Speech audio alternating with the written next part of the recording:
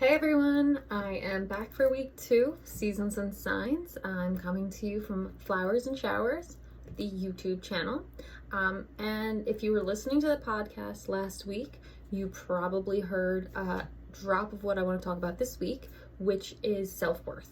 I think really the foundation of loving yourself or being an authentic person or kind of doing anything comes out of self-worth.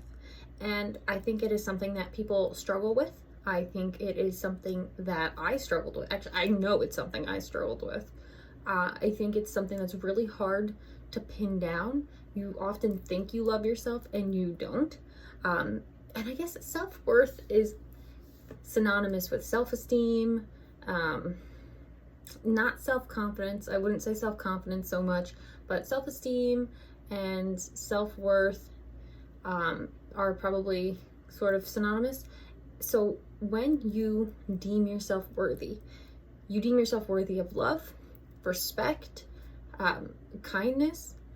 You set standards that you probably didn't set before. I know women, a lot of times we struggle with this.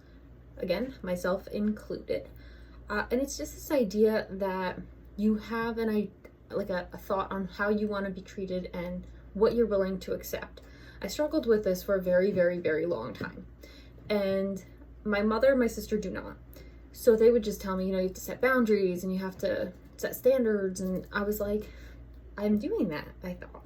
But what I figured out is that I didn't think I was worthy from shame in my past, from bad decisions, from people not liking me trying to please everybody. Self-worth is the idea that you are enough.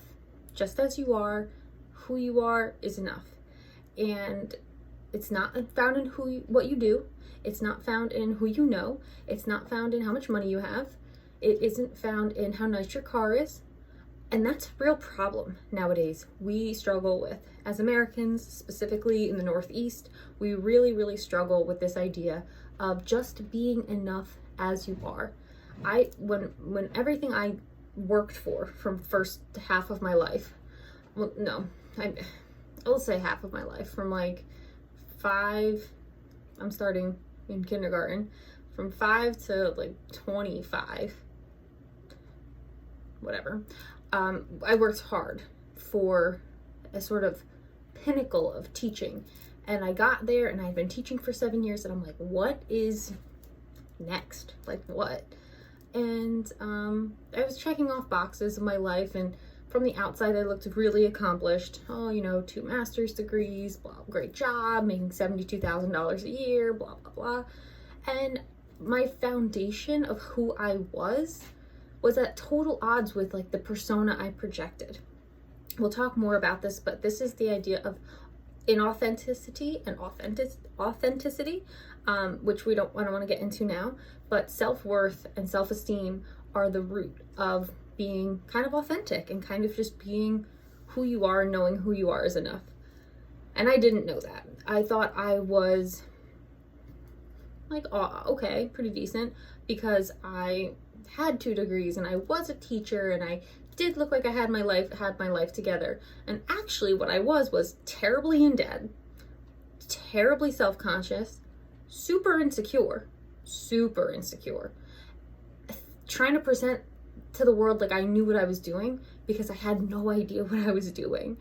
And it took everything getting stripped, everything falling away, and me realizing like, not only do I now I really don't have a clue what I'm supposed to do with my life. And it took losing all that to try to like refocus and be like, okay, well, who am I without the labels? Who am I just as myself? What do I like? What do I want? And I didn't know. I don't know if any of you are like this. I really had to peel back layers.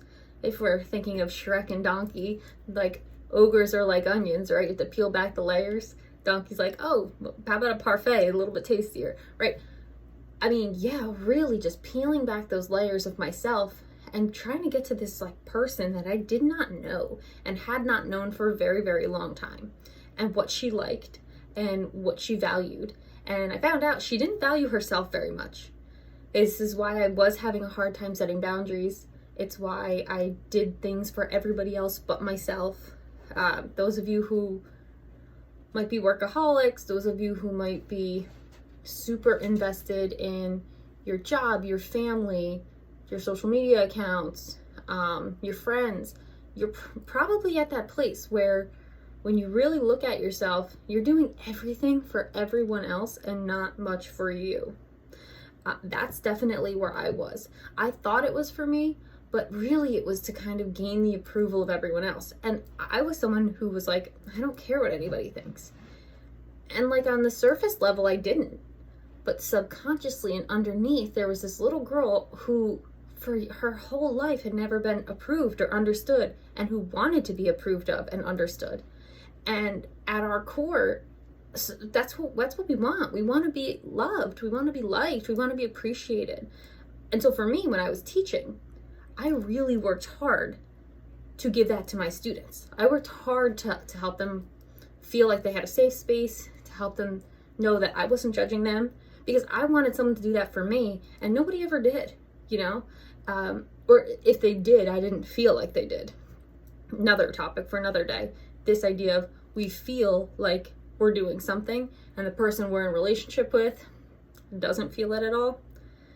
We'll get there. We've got ground to cover and we're just starting. So at the core of your self-esteem or self-worth, there's a big hindrance. So why don't we have self-esteem or self-worth? Well, it comes from shame. And I beg you to go listen to Dr. Brené Brown, who is amazing. Her work is all about shame, vulnerability, trauma. She does so much work. It's so good. I would say, for me, I really loved her audiobook, The Power of Vulnerability.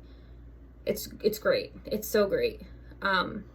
So I would say go listen to her, Dr. Brené Brown, B-R-E-N-E with an accent. Brown, B-R-O-W-N. You can find her on you can find her everywhere. Just type in her name. You probably even type in like shame work and you'll find her.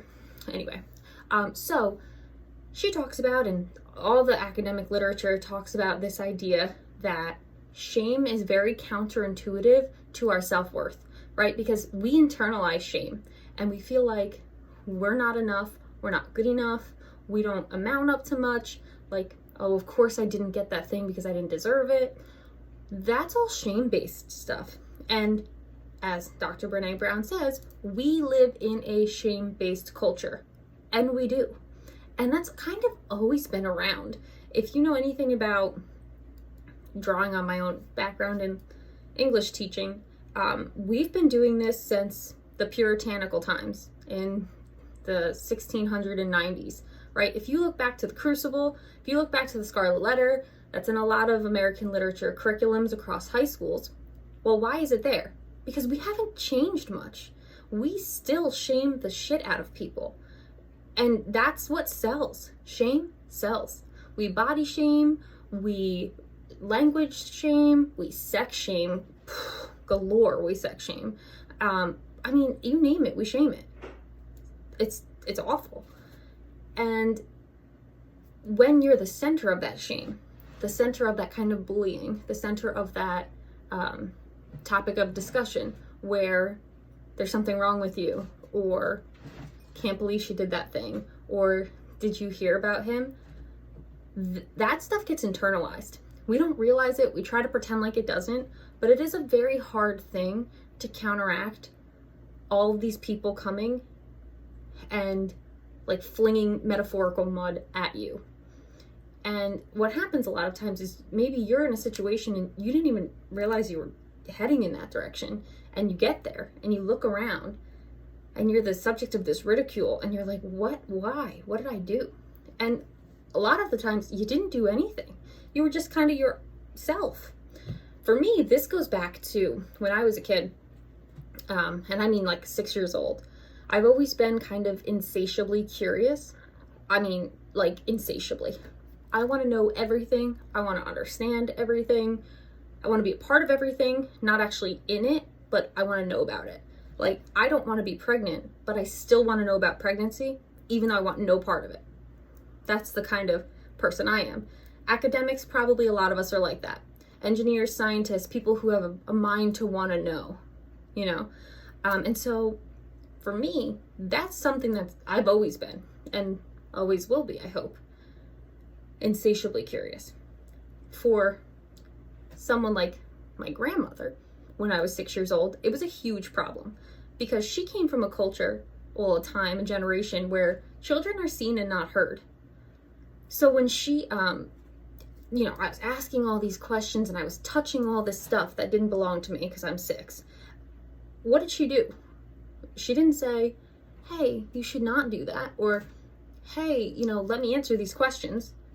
Instead, what she did was yell at me and lock me in her kitchen repeatedly, night after night, while my brother and my sister are in there with her watching Wheel of Fortune. What does that do to a 6-year-old? It internalizes the message, what is wrong with me?